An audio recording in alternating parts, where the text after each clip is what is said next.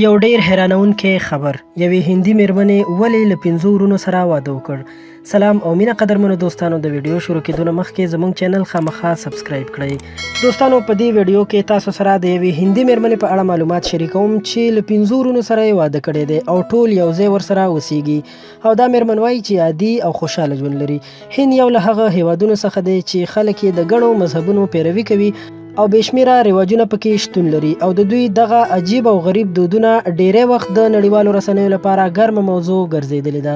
د دغه رواجونو له ډلې څخه چې د هند په شمال او لرې پرتو سیمو او کلو کې رواج دي، یو هغه رواج دی چې یوه ښځه کولی شي له خپلو ورونو سره واده وکړي، او که هلک او نجلۍ پیدا شوه د هغوی ترمنځ هم نکاح تړي، چې د هغوی له ډلې یوه هم رجو نومیږي. رجو هندۍ میرمنه ده چې له خپلو 5 ورونو سره یې واده کړی او ګډ ژوند کوي. د رجو نومي هندۍ میرمنې دغه ټول 15 واړه خاوندان میړونه یې سکني ورونه دي.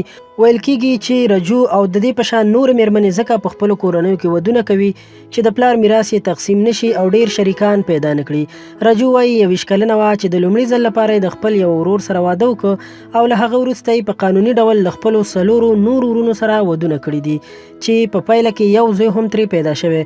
خو اوس رجو نه پوهېږي چې دغه زوی له کوم خاوند څخه پیدا شوی. دا وایي چې په لومړنیو کې شرمېده چې له 5 ورونو سره یې واده کړی، خو ورو ورته دا مسله عادي شوه او اوس یې له 5 میړونو سره ځان عادت کړی او ځان ډیر بختوره احساسوي. خو جالبه دا ده چې د دې سیمې نورې میرمنې د رجو په څیر 5 میړونه نه لري، بلکې هغوی 3 میړونه لري. رجو لومړی له 21 کلن ګدو مرمه او وروسته له 32 کلن بیج او بیا له 14 کلن ګاپل او بیا 28 کلن نهایت او 18 کلن دنیش سره واده وکړ. خو رجو نه پوهېږي چې یو نیم کلن زوی د کوم خاوند څخه دی.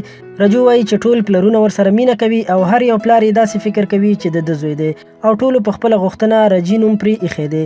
دوستانو، دا یو ډیر حیرانونکی خبر چې تاسو سره مو شریک کړ. مهرباني وکړئ له نورو همدغسې معلوماتي او جالبو ویډیوګانو لپاره در سره زموږ چینل خان کلیک خامخا سبسکرایب کړئ چې تاسو ته زموږ هرې نوې راتلونکې ویډیو په اسانۍ سره در ورسیږي. تر بلې ویډیو درنه اجازت غواړم. د الله په امان.